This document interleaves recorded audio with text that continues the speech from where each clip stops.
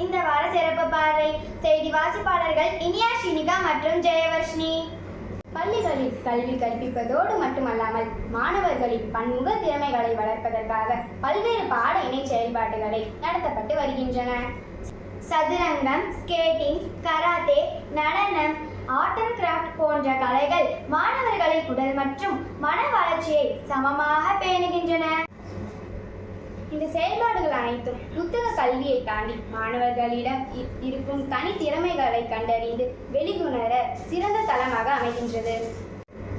வகுப்பறை தாண்டிய இந்த அனுபவங்கள் மாணவர்கள் தங்களுக்கு பிடித்த துறைகளை கண்டறிந்து அதில் எதிர்காலத்தில் சாதனையாளராக மாற அடித்தளம் அமைக்கின்றன. மேலும் என் செய்திகளை அறிந்து கொள்ள கொங்குநாடு நியூஸ் எக்ஸ்பிரஸுடன் இணைந்திருங்கள். நன்றி, வணக்கம்.